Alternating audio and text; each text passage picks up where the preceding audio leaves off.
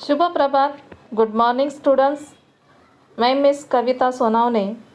आज हम हिंदी सुलभ भारती इस किताब से दूसरी इकाई का 8वां लेसन 8वां पाठ मेरा विद्रोह यह पढ़ने जा रहे हैं। इस पाठ की लेखिका का नाम है सूर्यबाला। तो चलिए हम उनका पहले परिचय लेते हैं। लेखिका सूर्यबाला, इनका जन्म 1943 वाराणसी यानी कि उत्तर प्रदेश में हुआ था। उनका परिचय इस प्रकार दिया है। समकालीन व्यंग एवं कथा साहित्य में अपनी विशिष्ट भूमिका और महत्व रखने वाली सूर्यबाला जी ने अभी तक 150 से अधिक कहानियाँ, उपन्यास और हास्य व्यंग संबंधी रचनाओं का लेखन कार्य किया है। आपको प्रियदर्शिनी पुरस्कार, घनश्याम दास सराफ पुरस्कार, व्यंगश्री आदि अनेक पुरस्कार सम्मान प्राप्त हुए हैं और उनकी प्रमुख कृतियां हैं मेरे संधिपत्र, अग्निपाखी, यामिनी कथा, 21 कहानियाँ इत्यादि। अब प्रस्तुत कहानी में लेखिका ने क्या दिया हुआ है यह संक्षेप में यहाँ पर बताया हुआ है। तो चलिए हम उसे पढ़ते हैं। प्रस्तुत कहानी में सूर्यबाला जी ने बाल मन की लालसाओं, पिता की महत्वाकांक्षाओं एवं अपेक्षाओं का मनोवैज्ञानिक विश्लेषण प्रस्तुत किया है। इस पाठ में आपने बताया है कि किस तरह पिता की आकांक्षाओं से दबकर बालक बालिकाओं की लालसाएं दम तोड़ देती है। परिणाम स्वरूप बच्चे विद्रोही बन जाते हैं और जब तक उन्हें समझ आती है तब तक काफ़ी देर हो चुकी होती है। अतः हमें इन परिस्थितियों से बचना चाहिए। तो बच्चों, सबसे पहले इस पाठ का जो नाम है मेरा विद्रोह, उसका अर्थ समझ लेते हैं, फिर हम आगे बढ़ते हैं। बच्चों, विद्रोह यानी कि गुस्सा व्यक्त करना, क्रोध व्यक्त करना। जब हमारी इच्छा के अनुसार कोई बात ना हो उस समय हमें क्रोध आता है कि नहीं, गुस्सा आता है, तो उसे कहते हैं विद्रोह। अब चलिए हम पाठ की ओर बढ़ते हैं।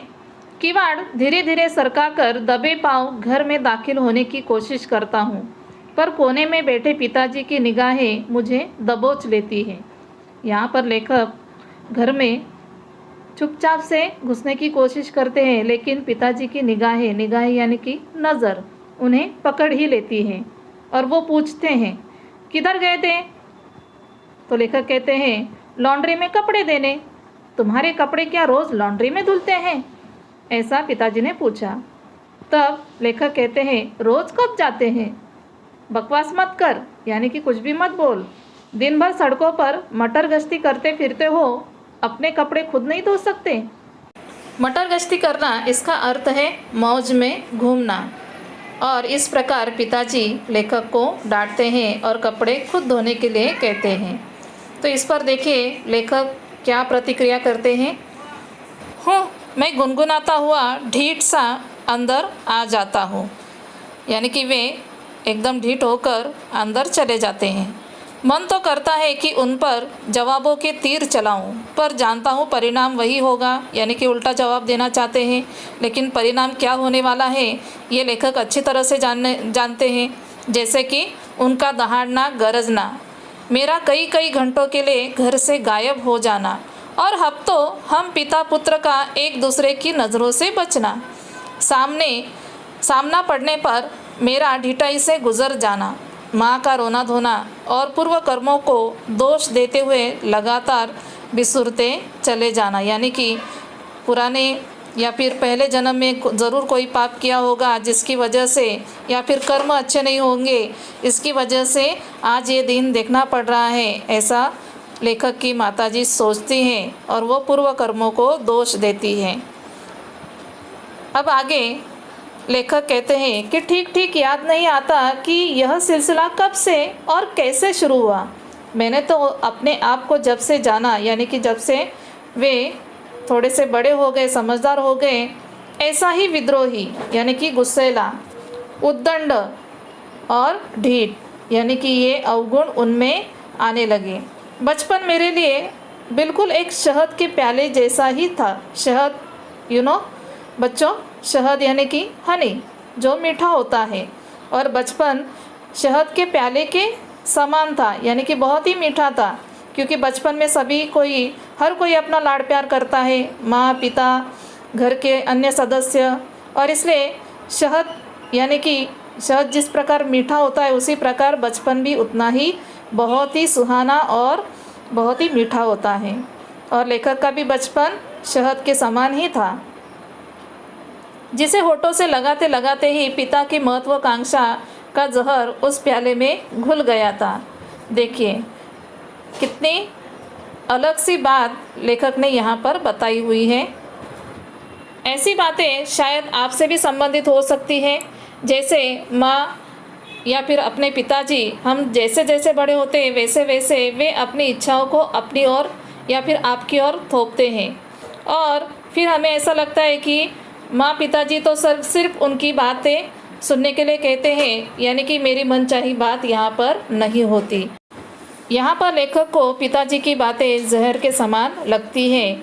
और फिर आगे कहते हैं कि अभी भी वह दिन याद आता है जब माँ ने बाल संवारे, किताबों का नया बैग मेरे कंधों पर लटका, मुझे पिताजी के साथ साइकिल पर बिठाकर स्कूल भेजा था। यानी कि स्कूल का पहला दिन उन्हें याद आता है कि किस तरह उन्होंने उनकी माता ने उनकी तैयारी की और पिताजी साइकिल पर बिठाकर उन्हें स्कूल में छोड़ कर आए थे। पिताजी तमाम दौड़ धूप कर मुझे कॉन्वेंट में दाखिला करा पाने में सफल हो गए थे। दाखिला यानी कि एडमिशन, कॉन्वेंट स्कूल यानी कि जहाँ पर आप अभी पढ़ रहे हो, इंग्लिश मीडियम स्कूल, वहाँ पर एडमिशन करवाने में वे सफल हो गए थे। इस प्रकार लेखक को स्कूल का पहला दिन याद आ रहा है। फिर आगे वो कहते हैं कि मैं अंग्रेज़ी माध्यम से पढ़ने लगा। घर में पूरी तौर से हिंदी वातावरण, क्लास के जिन बच्चों के घरेलू माहौल भी अंग्रेजियत से युक्त थे, यानी कि जिनके घर में अंग्रेज़ी भाषा बोली जाती थी, उन पर ही शिक्षिकाएं भी शाबाशी के टोकरे उछालती थी, क्योंकि वे छोटी उम्र में ही धारा प्रवाह यानी कि ईजीली अंग्रेज़ी बोलते। कक्षा में उन्हें लड़कों का दबदबा रहता था, यानी कि जिनके घर में अंग्रेज़ी भाषा ज़्यादा बोली जाती थी और ऐसे बच्चों को एकदम ईजीली इंग्लिश आती थी, और इसलिए उन्हीं की वाहवाह क्लास में भी होती थी। और यह बात यहाँ पर लेखक बताते हैं क्योंकि उनके घर में हिंदी वातावरण यानी कि हिंदी भाषा ज़्यादा बोली जाती थी, और इसलिए उन्हें इंग्लिश में इतनी कामयाबी या फिर उतनी धारा प्रवाह यानी कि ईजीली बोलना उनको नहीं आता था। अब आगे कहते हैं, माँ मुझे अच्छी तरह पढ़ा सकती थी पर अंग्रेज़ी माध्यम होने की वजह से लाचार थी। यानी कि माँ उन्हें अच्छी तरह से पढ़ा सकती थी, लेकिन इंग्लिश भाषा या फिर अंग्रेज़ी माध्यम से वो पढ़ी लिखी नहीं थी, इस कारण वे लाचार थी। अतः सारी मेहनत पिताजी ही करते थे, यानी कि सारी मेहनत या फिर उनकी पढ़ाई पिताजी ही लेते थे। मेरी इच्छा नहीं रहती थी उनसे पढ़ने की, लेकिन लेखक की बिल्कुल भी इच्छा नहीं रहती थी कि वे पिताजी के साथ बैठकर पढ़ना लिखना सीखें। मगर माँ की बात नहीं टाल सकता था। ऑफिस से आने के साथ ही सारी किताबें कॉपियों सहित मुझे घेर कर पढ़ाना रटाना शुरू कर देते। शायद उनकी मेहनत के ही बल पर मैं 8वीं कक्षा तक पहुंचा हूं। यहाँ पर लेखक कहते हैं कि ऑफिस से आने के बाद वे मुझे लेकर बैठते थे और पूरी तरह से पढ़ाते रटाते, यानी कि प्रिपरेशन करवाते थे, और शायद उन्हीं की मेहनत की वजह से वे 8वीं कक्षा तक यानी कि 8th स्टैंडर्ड तक पहुँचे हैं, ऐसा उन्हें लगता है। अब आगे लेखक देखिए क्या कहते हैं। एक बार पूरी क्लास पिकनिक जा रही थी। पिताजी ने मना किया। मेरे जिद करने पर माँ और पिताजी में भी झिकझिक होने लगी। मैं अड़ा ही रहा, यानी कि मैं जिद पर अड़ा रहा, और परिणाम स्वरूप पहले समझाया, यानी कि पिताजी ने पहले उनको समझाया, फिर धमकाया और डांटा गया, और सबसे आखिर में 2 चांटे लगाकर नालायक करार दिया गया। मैं बड़ा क्रोधित हुआ। क्रोधित होना यानी कि गुस्सा होना। यहाँ पर लेखक कहते हैं कि पिकनिक जाना था मुझे, लेकिन पिताजी उन्हें मना कर रहे थे, और मना करने का नतीजा यह हुआ कि वे जिद पर अड़े रहे, और अड़े रहने के कारण पिताजी के अलग अलग रूप उन्हें देखने पड़े। यानी कि पिताजी ने पहले उनको समझाया, फिर धमकाया, फिर उन्हें डांटा गया, और सबसे आखिर में न मानने की वजह से उन्हें 2 चांटे भी लगाए गए और सबसे अधिक बात कौन सी थी, उन्हें नालायक करार दिया गया और इसलिए लेखक और अधिक गुस्सैला यानी कि क्रोधित हो गए। फिर आगे वे कहते हैं कि कभी डोनेशन या सालाना जलसे आदि के लिए चंदे वगैरह की छपी पर्चियाँ लाता तो पिताजी झल्ला पड़ते थे यानी कि गुस्सा होते थे, डांटते थे। 1-2 रुपये देते तो भी मैं अड़ जाता कि बाकी लड़के 10-10 20-20 रुपये लाते हैं, मैं क्यों 1-2 ही लेके जाऊं। मैंने इस बारे में माँ से बात की पर माँ भी इसे फिजूल खर्चा मानती थी। आप भी कभी किसी बात के लिए पैसे निकालते हैं और पिताजी या फिर घर में कोई मना करे तो आप थोड़ा सा गुस्सा होते हैं कि नहीं, कि बाकी मेरे फ्रेंड्स इतना दे रहे हैं तो मुझे भी इतना चाहिए।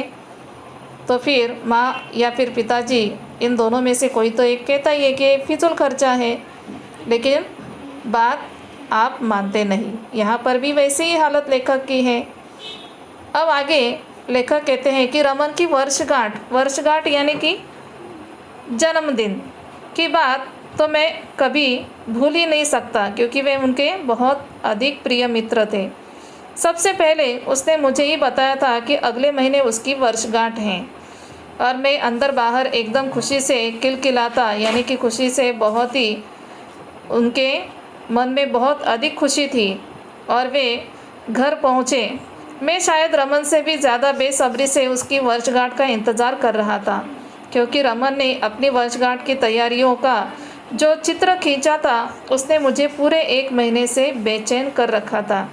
अब हमारा जन्मदिन रहे तो हम उसके बारे में सोचते कि नहीं कि मैं अपना जन्मदिन या फिर मेरा बर्थडे मैं किस प्रकार सेलिब्रेट करूँगा, या फिर घर के सदस्य बड़ा भाई या बहन वो भी अरेंजमेंट करते हैं। तो इसी प्रकार रमन ने अपने बर्थडे की अरेंजमेंट करके रखी थी और वही चित्र लेखक के मन में भी थी और इसलिए वो कब दिन आएगा, यानी कि रमन का बर्थडे किस दिन आएगा, उस दिन का इंतज़ार वे बहुत बेसब्री से कर रहे थे। लेकिन उस दिन पिताजी ने मुझे एकदम डपट दिया, यानी कि डांट दिया, नहीं जाना है। मैंने ज़ोर ज़ोर से लड़ना, जिद मचाना और रोना चिल्लाना शुरू कर दिया। यानी कि पिताजी के मना करने पर लेखक ने क्या किया, ज़ोर ज़ोर से लड़ना शुरू कर दिया, जिद मचाना और रोना चिल्लाना शुरू कर दिया। गुस्से में पिताजी ने एक भरपूर थप्पड़ गालों पर झड़ दिया, यानी कि गुस्से में पिताजी ने उनके गालों पर एक थप्पड़ ज़ोर से लगा दिया। गाल पर लाल निशान उभर आए। कौन से रंग के निशान? लाल रंग के। आपको भी कभी पड़ता होगा कि नहीं थप्पड़? यस। उस दिन पहली बार माँ ने मेरे गालों पर उंगलियाँ फेर रो पड़ी थी और पिताजी से लड़ पड़ी थी। पिताजी को भी शायद पछतावा हुआ था। माँ ने मेरा मुंह धुलाया, गाल पर दवाई लगाई और बाजार से बिस्कुट का एक डिब्बा मंगाकर पिताजी के साथ रमन के घर भिजवा दिया। यानी कि थोड़ी देर के बाद, माहौल थोड़ा सा ठंडा होने के बाद माँ ने उनका मुंह धुलाया और दवाई लगाकर एक बिस्किट का डब्बा उनके हाथ में दिया गिफ्ट के तौर पर और रमन के घर पिताजी के साथ में भिजवा दिया। रमन के पापा दरवाजे पर ही मिल गए थे। खूब खुश होकर उन्होंने रमन को बुलाया। फिर उनकी दृष्टि यानी कि नज़र गालों पर पड़ी। पिताजी जल्दी से बोले, आते आते सीढ़ियों से गिर गया, पर मैंने कहा तुम्हारे दोस्त का जन्मदिन है, ज़रूर जाओ। मेरा दिमाग गुस्से से पागल हो गया। मन किया ज़ोर से चीख पड़ूं, रमन के पापा के सामने ही कह दूं कि ये झूठे, मक्कार और निर्दयी है, मुझे यहाँ पर पीट कर लाए हैं और यहाँ झूठ बोल रहे हैं। बोला कुछ नहीं, बस गुस्से से उन्हें घूरता रमन की उंगली पकड़े अंदर चला गया। यहाँ पर लेखक को बहुत गुस्सा आ रहा था, लेकिन वो कुछ कर नहीं सकते थे और वे चुपचाप रमन के घर में अंदर चले गए। अंदर जाकर तो मुझे लगा कि मैं लाल परी की जादुई देश में आ गया हूँ। ढेर के ढेर झूलते रंग बिरंगे गुब्बारे यानी कि बलून्स, रिबन्स, प्रेजेंट्स, ट्रॉफियाँ, गुलदस्ते सा सज्जा, उल्लास से हमेशा हंसते से उसके मम्मी डैडी। घर लौटकर मैंने पहला प्रश्न माँ से यही किया, तुम और पिताजी मेरा जन्मदिन क्यों नहीं मनाते? अब यहाँ पर लेखक को अपनी इच्छा वे अपने पेरेंट्स के सामने जता रहे हैं कि रमन का जैसे बर्थडे उनके पेरेंट्स सेलिब्रेट करते हैं, तो उस प्रकार मेरा जन्मदिन आज तक आप लोगों ने क्यों नहीं सेलिब्रेट किया। उत्तर में पिताजी की झिड़की ने उसके प्रति उपेक्षा आक्रोश को और भी बढ़ा दिया। यानी कि पिताजी जवाब देना नहीं चाहते और इसलिए वे झिड़क कर यानी कि झिड़कार कर वे अंदर चले जाते हैं। और यह उनका रुतबा देखकर या फिर उनका ये स्वभाव देखकर लेखक को और अधिक गुस्सा आता है। शायद धीरे धीरे इसी उपेक्षा और आक्रोश का स्थान विद्रोह लेने लगा। यानी कि यहाँ पर लेखक कहते हैं कि शायद इसी वजह से हर बार उन्हें अपमानित या फिर उनके मन चाही बात न होने के कारण वे विद्रोही बनते गए। इस वजह से क्या हुआ, अनजाने में मेरे अंदर पिताजी का एक शत्रु पैदा हो गया, जो हर समय पिताजी को तंग करने, दुखी करने और उनसे अपने प्रति किए गए अन्यायों के विरुद्ध बदला लेने की स्कीमें बनाता, यानी कि योजना बनाता। मतलब यहाँ पर लेखक कहते हैं कि मेरे अंदर इतना विद्रोह भर गया था कि मैं अपने आप को पिताजी का शत्रु मानने लगा और उन्हें परेशान करने के लिए नई नई योजना बनाकर रखने लगा या फिर बनाता था। चूँकि पिताजी और पढ़ाई एक दूसरे के पर्यायवाची बन गए थे। पर्यायवाची मीन्स समानार्थी। यहाँ पर लेखक कहते हैं कि पिताजी और पढ़ाई ये दोनों समानार्थी शब्द बन गए थे। अतः पढ़ाई से भी मुझे उतनी ही चिढ़ हो गई थी जितनी पिताजी से। अब पिताजी शत्रु है तो इसका मतलब पढ़ाई भी शत्रु बन गई थी। अब आगे लेखक कहते हैं कि घर में छोटी बहन शालू और उससे छोटे मंटू के आगमन के साथ ही तंगहाली यानी कि आर्थिक स्थिति कमज़ोर होना, खर्चे अधिक होना और बढ़ गई थी। शायद इसी वजह से मैं ज़्यादा विद्रोही हो गया था। अब बात बात पर पिटना एक आम बात हो गई थी। यानी कि रोज़ रोज़ किसी न किसी बात पर झिकझिक होती थी और उन्हें पीटा जाता था या फिर मार पड़ती थी, डांट पड़ती थी। यह एक साधारण सी बात हो गई थी, ऐसे यहाँ पर लेखक कहते हैं। धीरे धीरे पिटने का डर भी दिमाग से काफूर हो गया। काफूर होना यानी कि गायब होना। यहाँ पर लेखक कहते हैं कि ये डर भी अभी धीरे धीरे करके गायब होने लगा था और मैं दुस्साहसी बन गया। पिताजी के हाथ उठते ही घर से भाग खड़ा होता था। यानी कि जैसे ही पिताजी मारने के लिए हाथ उठाते थे उसी समय मैं घर से भाग जाता था। इस प्रकार लेखक पिताजी और अपनी बात यहाँ पर स्पष्ट करते हैं। अब वे आगे कहते हैं कि बस पढ़ाई पिछड़ती गई, यानी कि वे पढ़ाई में पीछे पड़ते गए। फर्स्ट आने लायक शायद नहीं था, पर सामान्य लड़कों से अच्छे नंबर तो मैं आसानी से ला सकता था। पढ़ाई से तो मुझे शत्रुता हो गई थी। पिताजी से बदला लेने के लिए अपना करियर चौपट करने तक में मुझे एक मज़ा मिलता। लगता पिताजी को नीचा दिखाने का इससे अच्छा उपाय दूसरा नहीं हो सकता। देखिए यहाँ पर लेखक को पिता के प्रति इतनी शत्रुता उनके मन में तैयार हो गई कि वे अपने आप का या फिर अपना खुद का करियर चौपट करने के लिए भी उतारू हो गए। लेकिन ये अच्छी बात है क्या?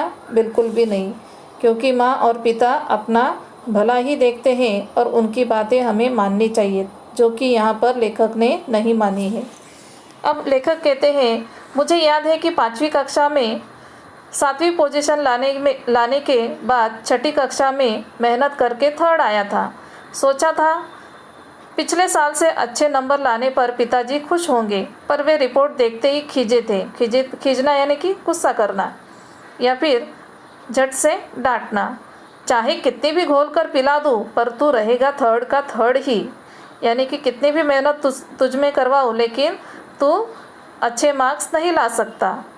मेरा मन अपमान से तिलमिला गया। यानी कि बहुत ज़्यादा वे गुस्सा करने लगे, मन ही मन गुस्सा करने लगे। सोचा चीख कर कहूँ, अगले साल मैं फेल होऊंगा, फेल। और उनका मन कहता है कि मैं इस प्रकार जवाब दूँ कि अगले साल मैं पढ़ाई करूँगा ही नहीं और मैं फेल होकर दिखाऊँगा। अक्सर पेपर देकर लौटने पर इम्तिहान का बोझ टलने की खुशी में उमंगता से घर लौटता तो बैठक में ही पिताजी मिलते। बैठक यानी कि हॉल में ही। इम्तिहान यानी कि एग्ज़ाम।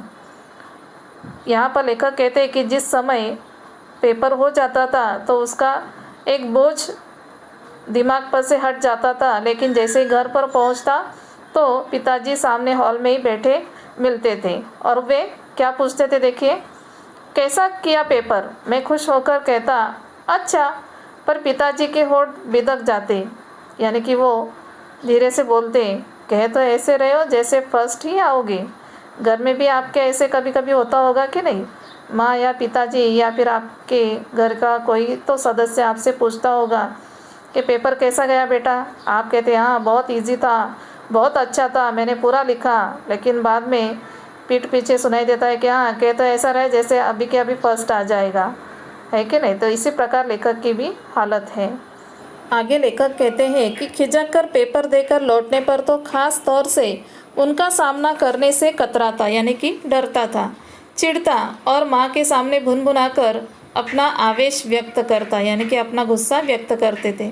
शालू मुझे बच्ची लगती थी, पर जब से थोड़ी बड़ी होने के साथ उसने पिताजी माँ का कहना मानना, उनसे डरना शुरू कर दिया है, मुझे उस चमची से चिढ़ हो गई है। यानी कि उनकी जो छोटी बहन है शालू, वो माँ पिता का कहना हमेशा मानती थी और यह बात लेखक को ज़रा भी पसंद नहीं थी और इसलिए वे उसे क्या कहते हैं, चमची। और नन्हे मंटू यानी कि उनका छोटा भाई मंटू को गोद में लेकर उछालने खेलने की तबीयत यानी कि मन होता था, पर पिताजी उसे प्यार करते थे और इसलिए वे उनसे भी नफरत करने लगे थे। और यह सोचकर ही मुझे उसे रोते रहने देने में शांति मिलती थी। यानी कि जब कभी मंटू रोने लगता था तो उन्हें अच्छा लगता था। क्यों? क्योंकि पिताजी और माँ दोनों उनसे या फिर मंटू से ज़्यादा प्यार करते थे।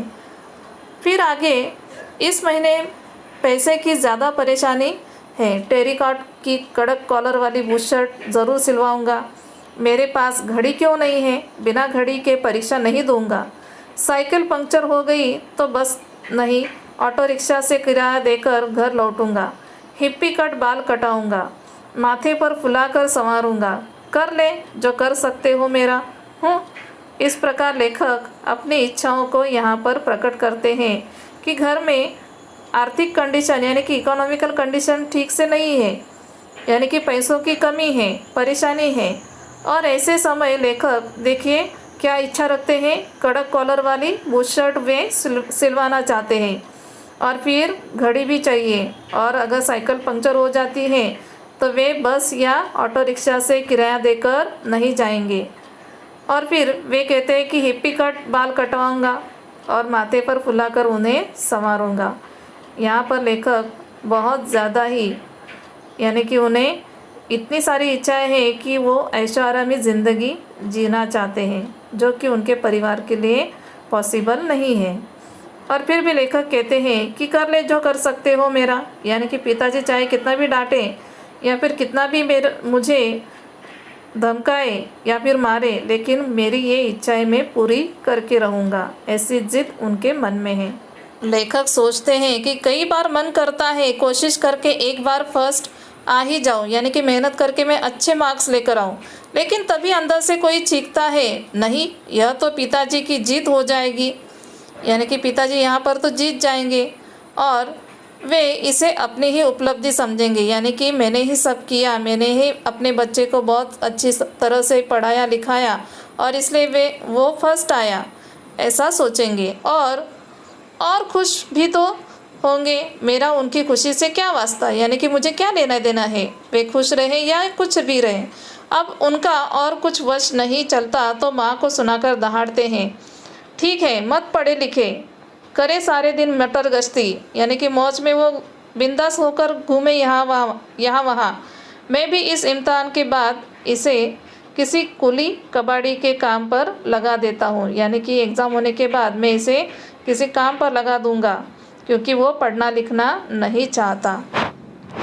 अब आगे लेखक कहते हैं कि यही देख लीजिए, अभी नुक्कड़ की दुकान पर कुछ खरीदने आया था कि अचानक पिताजी सड़क से गुजरते दिखे। जानता हूँ घर पर पहुंचकर खूब गरजेंगे दहाड़ेंगे, यानी कि घर पर जाने के बाद वे मेरे ऊपर चिल्लाने वाले हैं या फिर मुझे डांटने वाले हैं, लेकिन बाहरी दरवाजे पर आकर सन्न रह जाता हूँ, यानी कि शांत खड़ा हो जाता हूँ। पिताजी को लगा कि उनके बेटे का भविष्य बर्बाद हो गया है और यह सोचकर वे गलियारे में खड़े खड़े दीवारी से कोहनियाँ टिकाए निशब्द कतरा रो रहे हैं। मैं सन्नाटे में खींचा अवाक खड़ा रह जाता हूँ, यानी कि बिल्कुल चुपचाप वहाँ पर खड़ा हो जाता हूँ और पिताजी की ओर देखता हूँ। पिताजी का ऐसा बेहद निराश आकुल व्याकुल रूप मैंने इसके पहले कभी नहीं देखा था। जिंदगी में पहली बार मैंने अपने पिता को इतना विवश, इतना व्यथित यानी कि दुखी और इतना बेबस देखा। और यहाँ पर लेखक सोचने लगे, तो क्या पिताजी पहले भी कभी ऐसी ही अवश मजबूरियों के बीच रोए होंगे मुझे लेकर, यानी मुझसे परेशान होकर क्या वो पहले भी ऐसे कभी रोए होंगे। अब मुझे अपने किए पर पछतावा हुआ। देखिए यहाँ पर लेखक कहते हैं कि पिताजी एक दिन घर पर आए और बिल्कुल चुपचाप दीवार को देखते हुए वे अपने आप ही कुछ सोचते हुए रोने लगे थे और यह उनका रूप देखकर लेखक का मन दहला उठता है और वे सोचते हैं कि पिताजी क्या मेरी वजह से बहुत अधिक परेशान है, और इसलिए वे कहते हैं कि अब मुझे अपने किए पर पछतावा होने लगा था। और पिताजी की दशा देखकर मैं मन ही मन दुखी हुआ। माँ से मिलकर मैंने सब कुछ बताया। आज माँ की खुशी का पारावार न था। पारावार न रहना यानी कि कोई सीमा न रहना, और माँ बहुत ज़्यादा खुश थी। माँ से मिलकर मैंने सब कुछ बता दिया और इसलिए उनकी माँ बहुत अधिक खुश थी। उसने मुझे गले लगा लिया और उसकी आंखों से आंसू झरने लगे। वे दुख के ही नहीं, खुशियों के आंसू थे, यानी कि वे कोई दुख के आंसू नहीं थे बल्कि खुशियों के आंसू थे। मेरी आंखों के विद्रोही अंगारे बुझने लगे थे, यानी कि मेरे नज़रों में हमेशा जो गुस्सा रहता था वो गुस्सा अभी शांत होने लगा था। मेरे अपने ही आंसू की धार से, यानी कि मेरा पछतावा जो मुझे हुआ था, इस पछतावा का असर यह हुआ कि मेरी आंखों से आंसू आने लगे और इन आंसुओं ने ही मेरे अंदर का विद्रोह शांत किया। मैं निशब्द कह रहा हूँ, पिताजी मैं संधि चाहता हूँ। संधि यानी कि एक चांस चाहता हूँ। हाँ, मैं संधि चाहता हूँ। मैंने आपको गलत समझा, मुझे क्षमा कर दीजिए। यानी कि मैंने आपको बहुत गलत समझा और मुझे माफ़ कर दीजिए। क्योंकि लेखक को यह बात कहीं ना कहीं समझ में आई कि पिताजी हमेशा अपने बच्चे का भलाई देखते हैं और हमेशा उनके लिए चिंतित रहते हैं, और यह बात लेखक को अंत में समझ में आई और इसलिए वे वहाँ पर अपने पिता के प्रति क्षमा मांगते हैं, माफ़ी मांगते हैं और आगे वे कुछ अच्छा करने की सोचते हैं, निश्चय कर लेते हैं। बच्चों, इस पाठ द्वारा हमने बहुत अच्छी बात सीखी है कि अपने पेरेंट्स, अपने माँ पिता का आदर करना, सम्मान करना, उनकी बातों को मानना, और सबसे अधिक है कि वे अपने भविष्य के लिए हमेशा चिंतित रहते हैं। और इस बात को हमें समझना चाहिए और इसलिए उन्होंने दिखाए हुए मार्ग पर हमें हमेशा चलना चाहिए। तो यहाँ पर यह पाठ समाप्त हो जाता है। धन्यवाद।